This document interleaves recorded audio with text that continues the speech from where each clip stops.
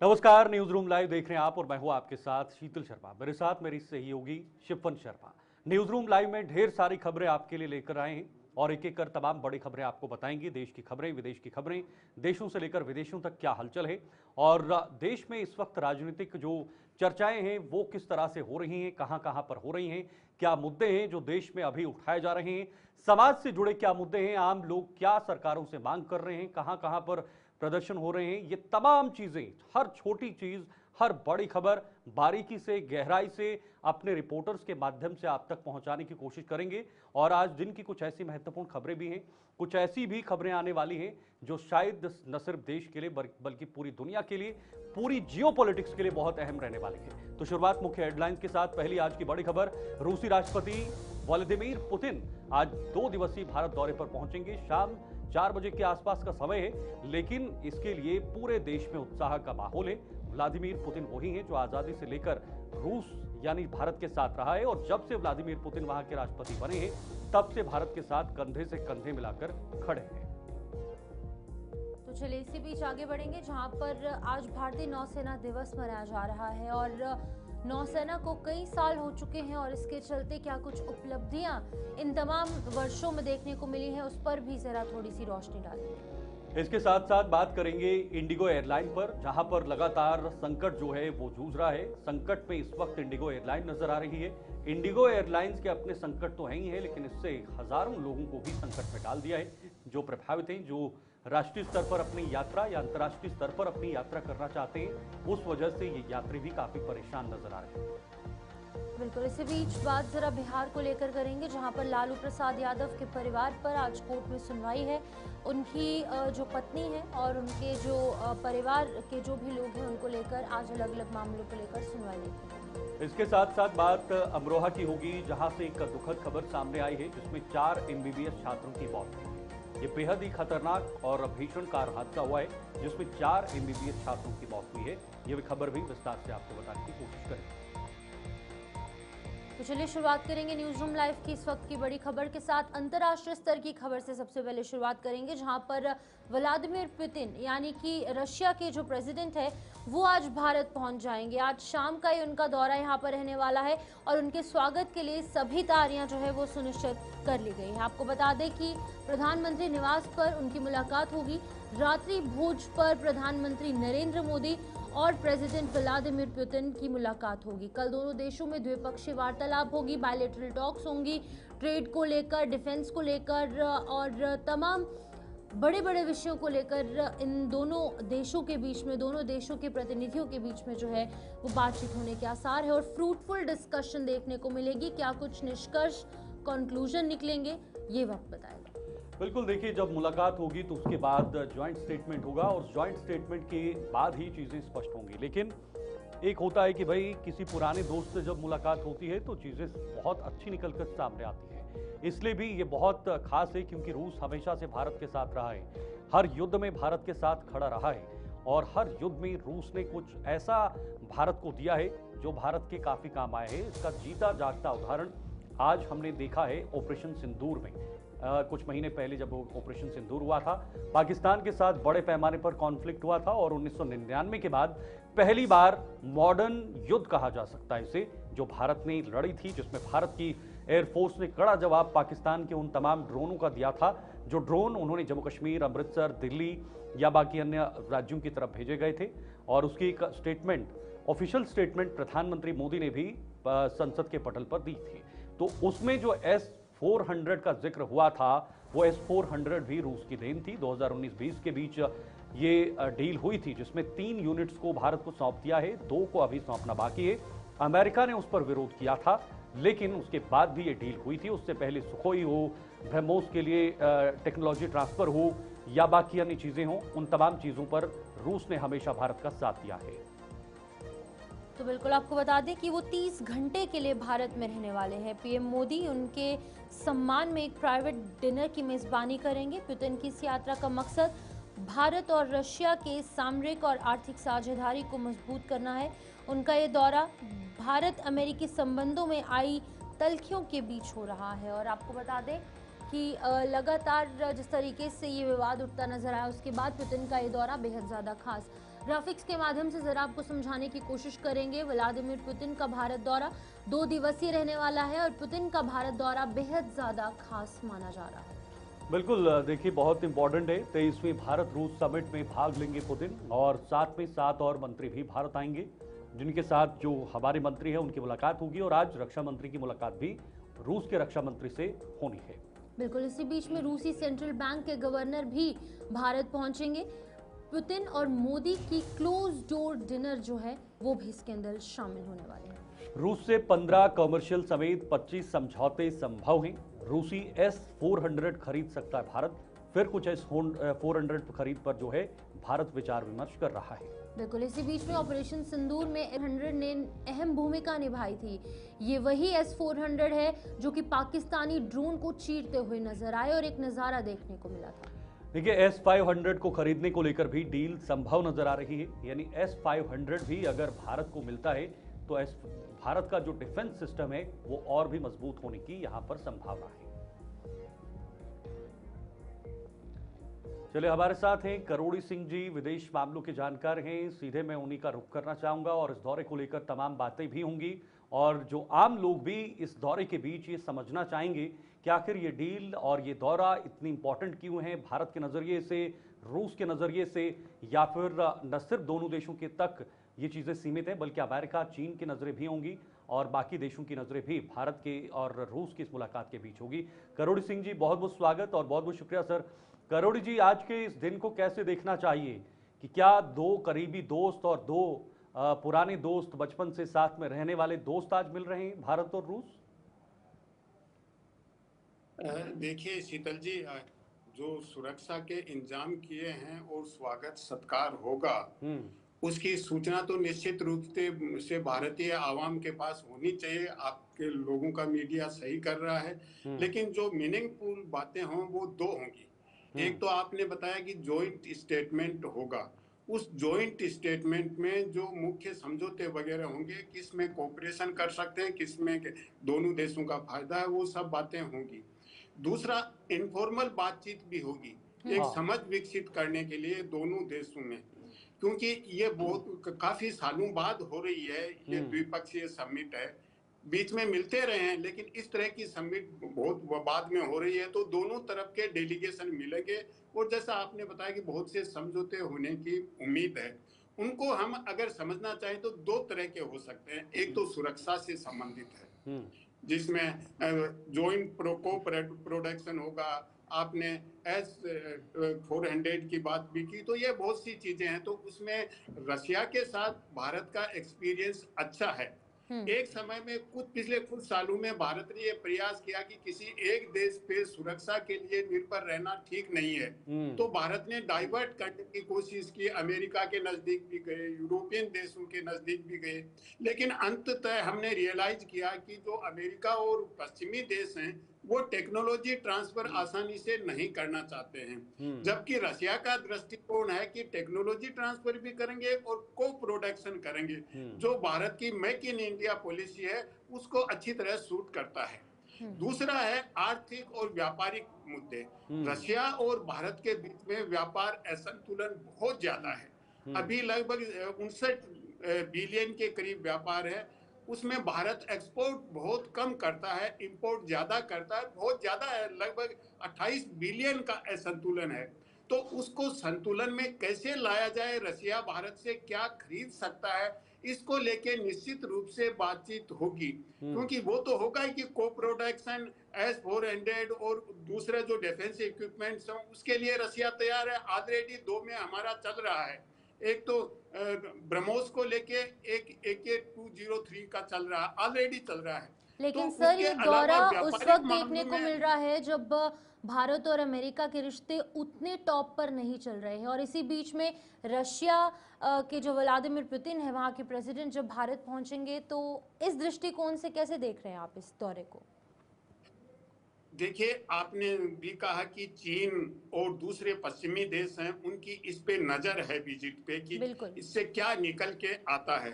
और यूरोप के 3 महत्वपूर्ण देशों के जो यहाँ मिशन हेड हैं दिल्ली में, उन्होंने जॉइंट एक आर्टिकल भी लिखा है टाइम्स ऑफ इंडिया ने, उसको लेके थोड़ा सा असहज भी महसूस कर रहे हैं कि ये भारत का एक मेहमान आ रहा है, और उसको लेके यहाँ जो दिल्ली में फ्रांस, जर्मनी और ब्रिटेन के मिशन हेड हैं उस तरह का आर्टिकल लिखे, वो ठीक नहीं है। दूसरा, अमेरिका की भी नजर है, और अमेरिका और यूरोपियन देश अलाई हैं, मित्र हैं, लेकिन उनमें आपस में यूक्रेन को लेके डिफरेंसेस चल रहे हैं। लेकिन पुतिन की भारत विजिट है और उससे क्या निकल के आता है, उसमें यूरोप के कंट्री और अमेरिका एक साथ हैं। वो ये नहीं चाहते कि भारत और रशिया के बीच में बहुत गहन संबंध हों। उनका अपना इंटरेस्ट है, वो चाहेंगे। हम उनको अक्यूज नहीं कर रहे हैं, हम ये कह रहे हैं कि भारत और रशिया कितने सहयोग कर सकते हैं और जो दोनों देशों के विन विन इंटरेस्ट में हो, तो व्यापार को बढ़ाना प्राथमिकता है। मेरे को लगता है कि रशिया का भी इसमें सकारात्मक रुख है कि व्यापार संतुलन भारत की समस्या है, तो उसको लेवल ऑफ किसी न किसी रूप में किया जाए। तो भारत के एक्सपोर्ट्स को लेके बहुत बातचीत हो सकती है। इसके अलावा भारत के पास मैन पावर है, और रशिया इस समय युद्ध में फंसने की वजह से, और वैसे भी मैन पावर शॉर्टेज है वहाँ वर्कर्स की, तो हो सकता है जैसे मीडिया में आ रही है कि लगभग 10 लाख के करीब भारत के मैन पावर वहां जाएगा, तो निश्चित रूप से वो पैसा भी वहां से भेजेगा, रिमिटेंस भी बढ़ेगा, और भारत की अनएम्प्लॉयमेंट की प्रॉब्लम है उसमें भारत को रिलीफ मिलेगा। लेकिन जो सबसे बड़ी समस्या है वो की है, पेमेंट होता था पहले, उसमें वेस्टर्न कंट्रीज का डॉलर का डोमिनेशन था। अभी जो इसको संतुलन कैसे बनाया जाए, किस तरह पेमेंट प्रोसेस किया जाए, उसको लेके, इसीलिए आपने बताया कि वहाँ के सेंट्रल बैंक के गवर्नर भी, अधिकारी भी आए हैं, तो बातचीत होगी कि पेमेंट क्या दोनों देशों की करेंसी में हो सकता है। अगर रुपये में करेंगे तो व्यापार असंतुलन है, उनके पास रुपया बहुत इकट्ठा हो जाएगा रशिया के पास, और अगर बहुत रुपया इकट्ठा है तो उसको वो क्या करे।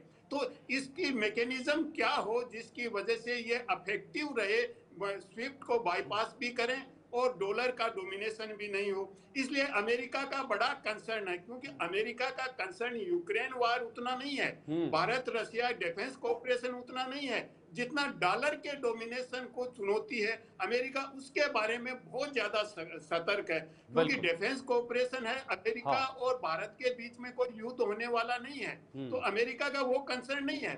अमेरिका का कंसर्न है, अमेरिका का आधिपत्य है, उसको कैसे रोका जाए। तो निश्चित रूप से अमेरिका ये चाहेगा कि भारत और रशिया कोऑपरेशन ज्यादा नहीं करें, लेकिन रशिया ने तो यहाँ तक कह दिया, पहले क्या प्रिविलेज कॉम्प्रिहेंसिव पार्टनरशिप थी, उसको अब अपग्रेड करके नो लिमिट पार्टनरशिप जो चाइना के साथ है उस तक जाना चाहता है रशिया।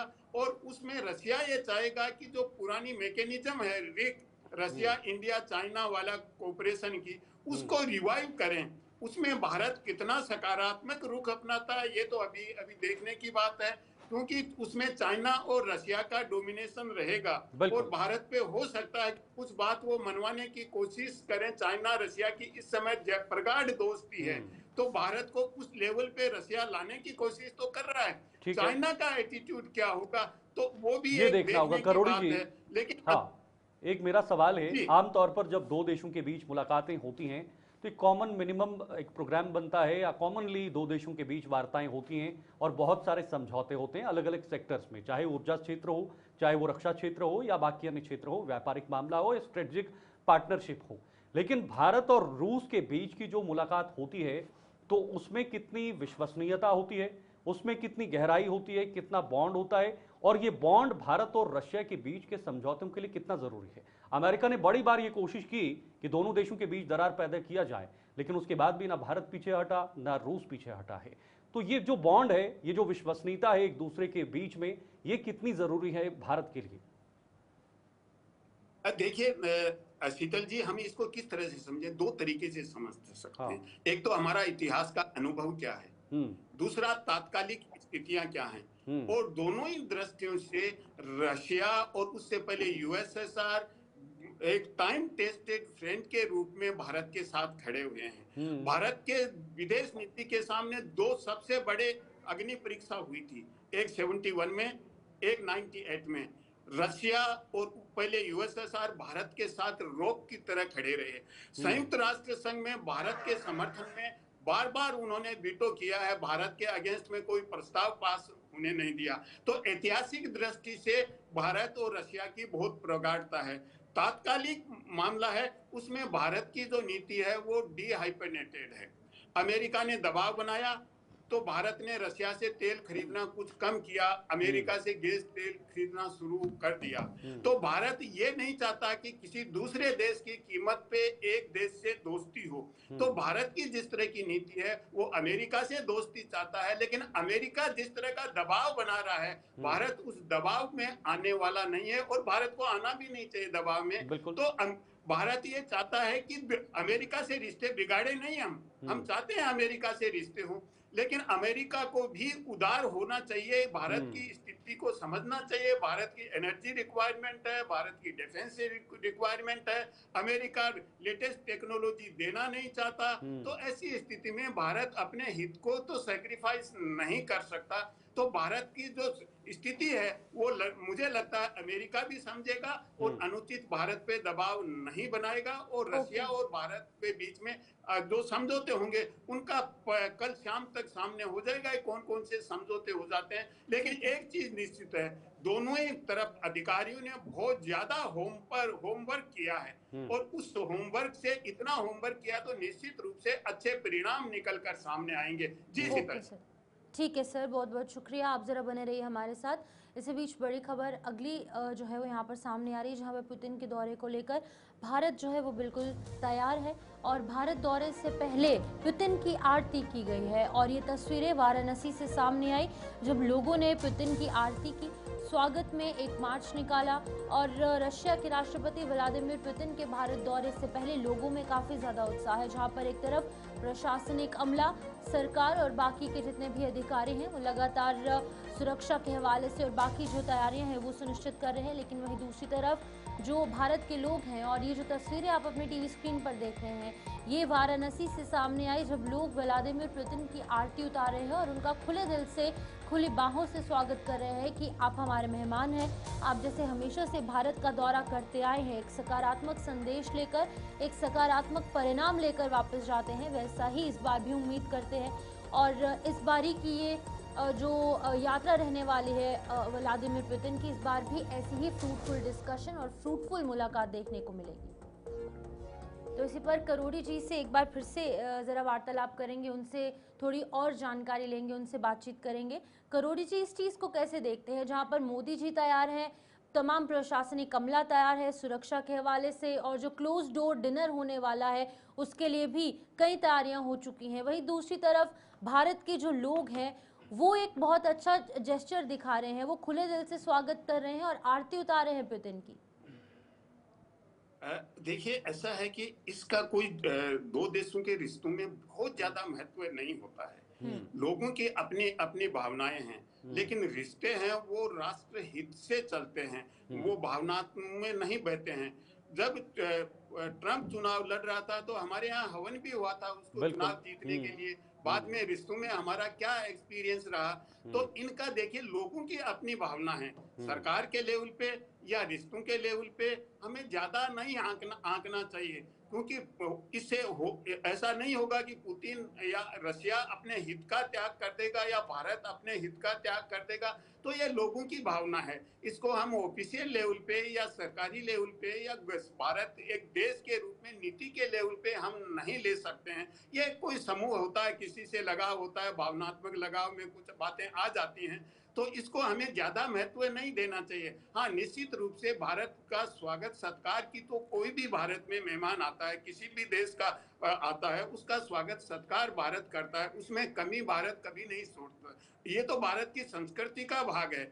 लेकिन पुतिन के आरती उतारना और ट्रंप का ये हवन करना जीत के लिए, इनका ज्यादा महत्व नहीं है, हाँ। बहुत ज्यादा महत्व नहीं देना चाहिए। जी ठीक है, लेकिन आम लोगों की भावनाओं की भी कद्र हो तो ये भी जरूरी है। बहुत बहुत शुक्रिया करोड़ी जी, हमारे साथ जुड़े और बहुत सारे अनुभव आपने साझा किए, बहुत सारी जानकारियां भी यहाँ पर साझा की हैं। लेकिन आरती या पूजा ये तो होता है, पहले भी नमस्ते ट्रंप हुआ था और उस समय क्या हुआ था वो आप सबके सामने।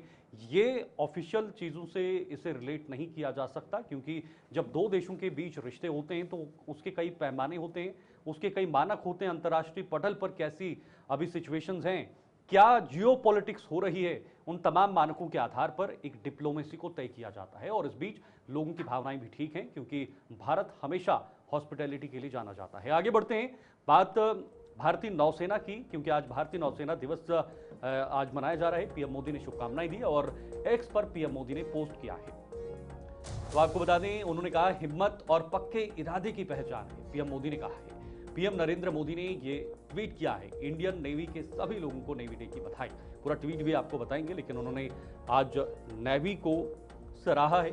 नेवी डे आज मनाया जा रहा है, और क्यों ना सराहा जाए, क्योंकि हमारी तीनों सेनाएं जब मिलती हैं तो तीनों सेनाओं का जो संयुक्त ऑपरेशंस होते हैं, उसमें नेवी का भी एक बहुत बड़ा ऑपरेशन है, सहयोग है। खास तौर पर समुद्री इलाकों में आतंकवाद को रोकना, समुद्री रास्ते से किसी पर प्रहार करना। ये ऑपरेशन सिंदूर में भी हुआ था, महाराष्ट्र के रास्ते से, जब भारत ने पाकिस्तान की तरफ दबाव बनाया था। तो बिल्कुल आपको बता दें कि प्रधानमंत्री नरेंद्र मोदी की तरफ से उनके ऑफिशियल जो ट्विटर हैंडल है उस पर उन्होंने पोस्ट किया। उन्होंने कहा है कि इंडियन नेवी के सभी लोगों को नेवी डे की बधाई। हमारी नेवी बहुत हिम्मत और पक्के इरादे की पहचान है। वो हमारे किनारों की सुरक्षा करते हैं और हमारे समुद्री हितों को बनाए रखते हैं। बिल्कुल, उन्होंने ये भी कहा। देखिए, पूरा ट्वीट आपके सामने है, दोबारा से एक बार फिर से पढ़ते हैं। ये प्रधानमंत्री नरेंद्र मोदी की तरफ से ऑफिशियली ट्वीट किया गया है। उन्होंने नौसेना की बधाई दी है और नौसेना दिवस की बधाई दी है। उन्होंने क्या कुछ कहा है वो जरा आपको बताएंगे। उन्होंने लिखा है कि इंडियन नेवी के सभी लोगों को नेवी डे की बधाई। हमारी नेवी बहुत हिम्मत और पक्के इरादे की पहचान है। उन्होंने लिखा कि वे हमारे किनारों की सुरक्षा करते हैं और हमारे समुद्री हितों को बनाए रखते हैं। हाल के सालों में हमारी नेवी ने आत्मनिर्भरता और कहीं ना कहीं मॉडर्नाइजेशन पर ध्यान दिया है। इससे हमारे सुरक्षा तंत्र को मजबूती मिली है। साथ ही कहा कि मैं इस साल की दिवाली कभी नहीं भूल सकता जो मैंने आईएनएस विक्रांत पर नेवी के लोगों के साथ बिताई थी। इंडियन नेवी को बहुत आगे जाना है और उनके आगे के कामों के लिए बहुत बहुत शुभकामनाएं। ये पीएम मोदी की तरफ से पहले ही तमाम उनके जो भी फ्यूचर प्रोजेक्ट्स हैं उनके लिए भी शुभकामनाएं दे दी गई, क्योंकि नेवी है, आर्मी है और एयरफोर्स, ये हमारी रीढ़ की हड्डी है भारतवर्ष की। और उन्होंने उस दिन का जिक्र किया जब वो दिवाली के दिन वहाँ पर पहुँचे थे, लोगों से खुद मुलाकात की थी, नौसेना के जो वीर जवान हैं उनसे मुलाकात की थी। और कहीं ना कहीं नेवी है बहुत बड़ा महत्व रखती है और मोस्ट इम्पॉर्टेंट चीज़ में से एक है भारत की। जो 3 हमारे आर्मी के जवान हैं और दूसरी तरफ एयरफोर्स के जवान हैं और नेवी के जवान, बहुत मुश्किल भरी परिस्थितियों के अंदर ये तमाम लोग जो है वो काम करते हैं और हमारे जो भी किनारे हैं उनकी रक्षा करने के लिए दिन रात मेहनत करते हैं।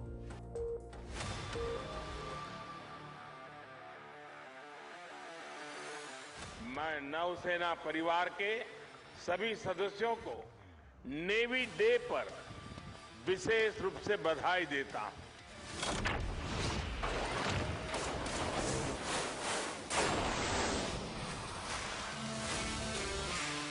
आपके लिए ही कहा गया है, चलो नई मिसाल हो, बढ़ो नया कमाल हो, झुको नहीं, रुको नहीं, बढ़े चलो, बड़े चलो। समंदर में हमारी नेवी देश की समुद्री सीमाओं और व्यापारिक हितों की सुरक्षा के लिए तैनात रहे। आज चाहे ऑफशोर पेट्रोल वेसल्स हो, सबमरीन्स हो या एयरक्राफ्ट कैरियर्स हो, आज भारत की नौसेना की ताकत अभूतपूर्व गति से बढ़ रही है। उठा तिरंगा सीने में जब जल थल नभ में पुकार हुई, सिंदूर की लाली।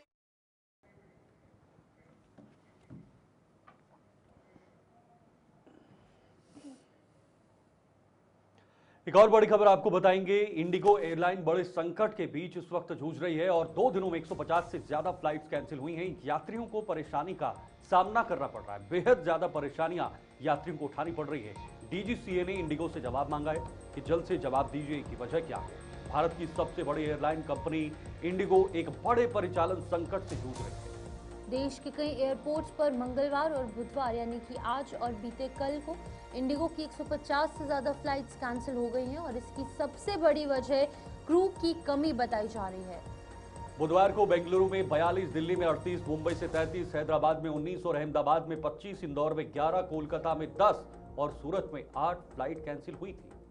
वहीं आपको बता दें कि बीते 2 दिनों के अंदर कंपनी की 200 से ज्यादा उड़ानें रद्द हुई हैं। सैकड़ों उड़ानें घंटों देरी से उनका आना जाना देखने को मिल रहा है और इसके कारण हजारों यात्री परेशान हो रहे हैं। आप 200 फ्लाइट्स का अंदाजा लगाइए और 200 के साथ 200 को मल्टीप्लाई कीजिए और खुद अंदाजा लगाइए कि कितने लोग इससे प्रभावित हुए हैं। कई यात्री फंस गए और गुरुवार को यानी आज दिल्ली एयरपोर्ट पर लोगों की लंबी कतारें देखने को मिल रही है। आपको बता दें कि लोग अपनी अपनी फ्लाइट्स का घंटों से इंतजार कर रहे हैं। वेटिंग हॉल जो है वो खचाखच भरा पड़ा हुआ है। सोशल मीडिया पर भी कई ऐसी वीडियोस वायरल हो रही हैं जिसमें कि निराश यात्री एयरलाइन कर्मचारियों से बहस करते नजर आ रहे हैं।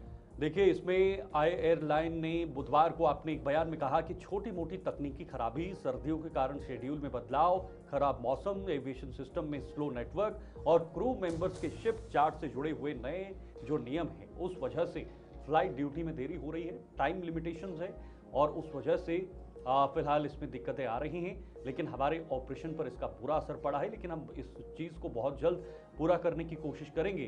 कारण तो बहुत सारे दिए हैं, लेकिन उसमें से एक कारण मुख्य हो सकता है, सभी कारण एट ए टाइम नहीं हो सकते।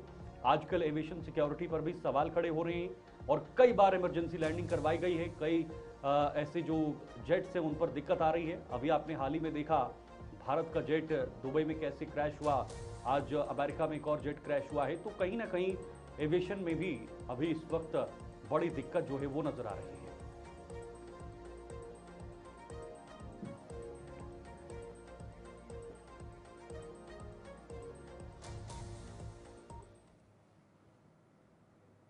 बिल्कुल, अब जरा रुख बिहार का करेंगे जहां पर लैंड फॉर जॉब केस में आज फैसला होना है और लालू प्रसाद यादव और उनकी फैमिली की जो मुश्किलें हैं वो अब बढ़ती नजर आ रही है। आपको बता दें कि राउज एवेन्यू कोर्ट में सुनवाई अब टल चुकी है। ये अपडेटेड जो चीज़ें हैं वो सामने आ रही हैं। अब 8 दिसंबर को फैसला आना है, 4 दिन अभी शेष है और आज इस पूरे मामले को लेकर फैसला आना था, लेकिन सुनवाई क्योंकि टल चुकी है। अब आज 4 दिसंबर है, आज से ठीक 4 दिन बाद यानी कि 8 दिसंबर को इस पूरे मामले को लेकर फैसला आएगा। और ये पूरा मामला है लैंड फॉर जॉब केस का, जो कि लगातार विवादों में घिरते हुए नजर आए थे। लालू प्रसाद यादव नौकरी के बदले जमीन मामले में लालू परिवार का आरोप तय करने के संबंध में आज फैसला आना था, लेकिन अब ये सुनवाई टल चुकी है और अब 8 दिसंबर को अंतिम फैसला आता नजर आएगा। बिल्कुल, देखिए, नौकरी के बदले जमीन का मामला है, जमीन हड़पने का मामला है नौकरी के बदले, और इसमें लालू परिवार पर आरोप तय करने के संबंध में आज फैसला आना था, लेकिन उसे टाल दिया गया है। राउज एवेन्यू कोर्ट ने इस फैसले को टाला है और संभवतः अगले 8 तारीख जो तय की गई है उसमें फैसला आ सकता है। पिछली सुनवाई के दौरान 10 नवंबर को यह फैसला 4 दिसंबर के लिए सुनिश्चित किया गया था, लेकिन फिलहाल कोर्ट ने इसे टाल दिया है और अब कुछ दिन और इंतजार करना होगा। लेकिन जब से यह फैसला आया है, जब से आरोप तय हुए हैं लालू और लालू के परिवार पर, तब से अभी तक लालू के परिवार के लिए संकट की घड़ी लगातार छाती हुई नजर आ रही है और इसका सीधा इम्पैक्ट उनकी राजनीतिक जो उनका पृष्ठभूमि रही है या जो अभी चुनाव हुए उस पर भी देखा गया। और मात्र 24 से 25 सीटें ही आरजेडी को मिल पाई। एक लालू दौर था और एक उनकी विरासत का हिस्सा तेजस्वी यादव का दौर है जो काफी भिन्न नजर आ रहा है।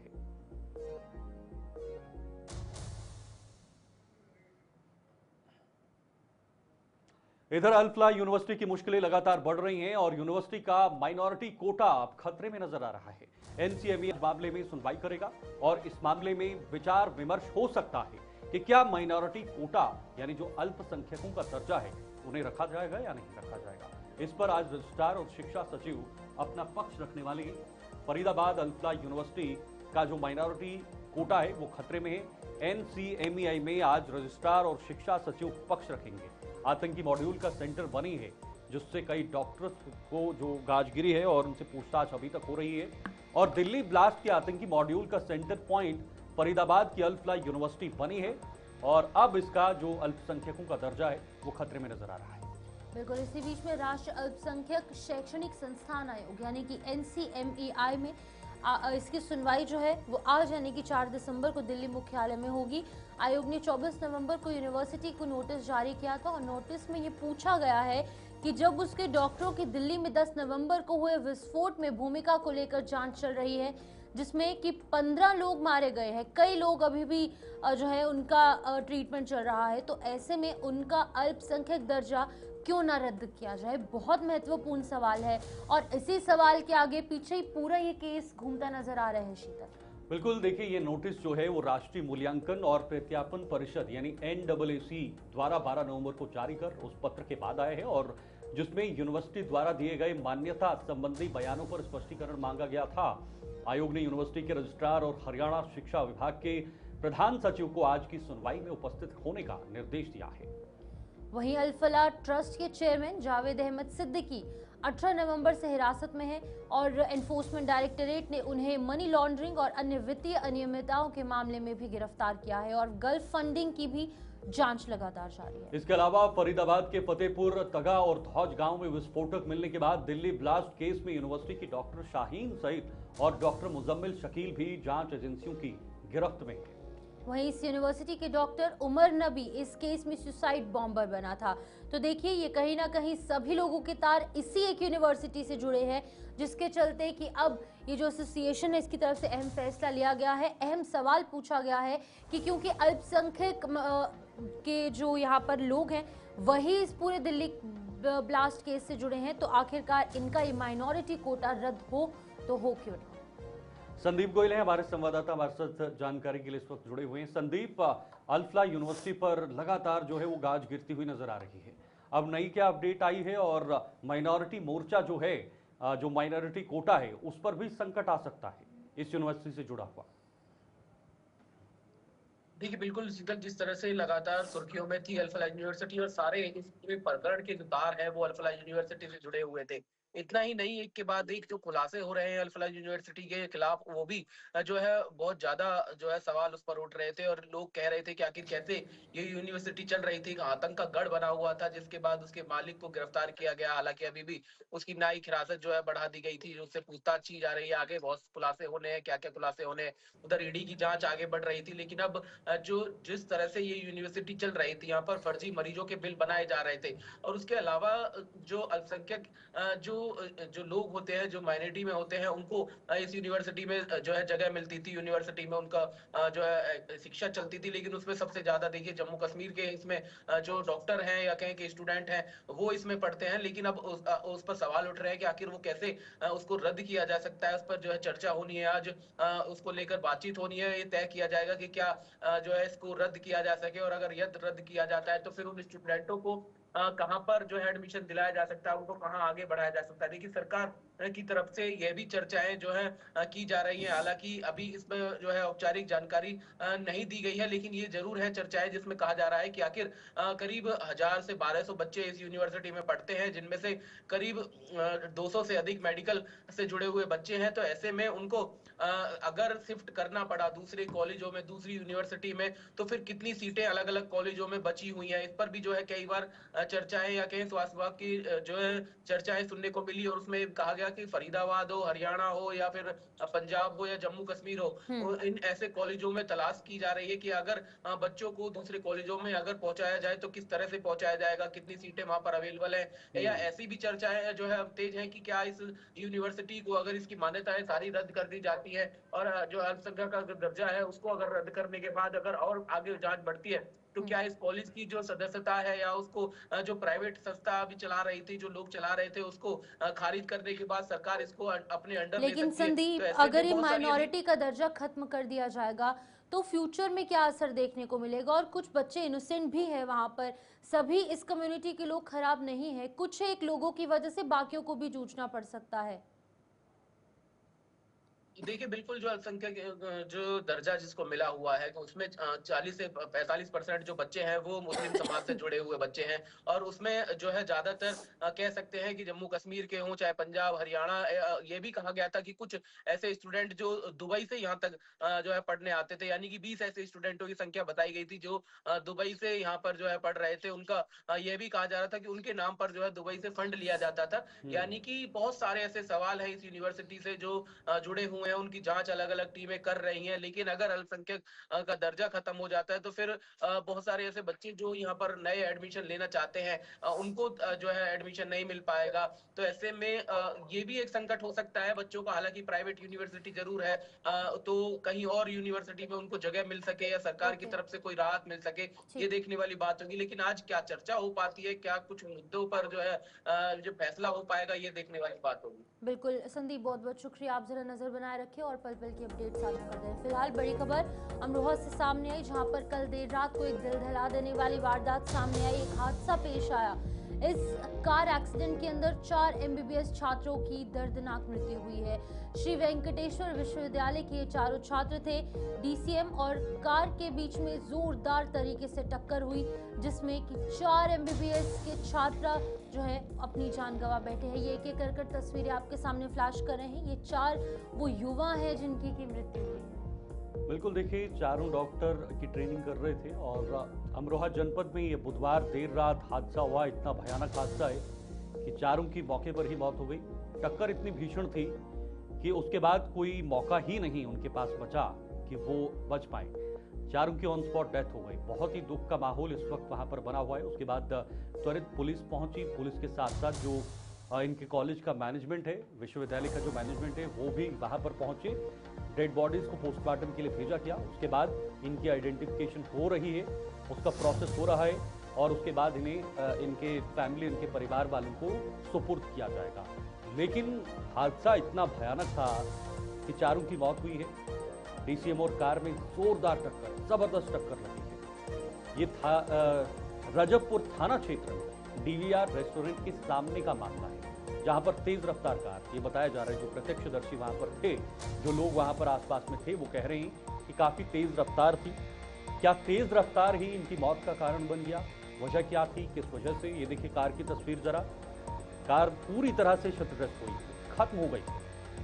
और आप अंदाजा लगाइए कि ये टक्कर कितनी भीषण होगी अगर कार पूरी तरह से खत्म हो गई है। पूरी कार, टक्कर तो एक साइड लगती है, लेकिन ये पूरी कार बहुत खत्म हो गई है। ये इसके पीछे का कारण ये है कि टक्कर बहुत जोर से लगी है। अब वजह क्या है?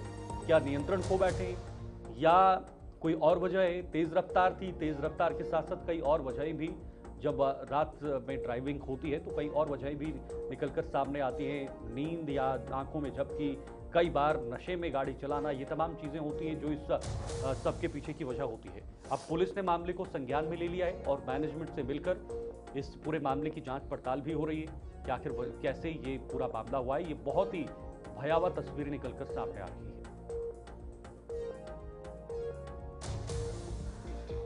आपको बता दें कि इन तमाम जो 4 छात्र हैं उनकी मृत्यु हुई है और छात्रों की मौके पर ही मौत हो गई है। और इसी बीच एक और बड़ी खबर आपको बता दें कि हुमायूं कबीर पर TMC की बड़ी कार्रवाई हुई है और TMC ने हुमायूं को सस्पेंड कर दिया है।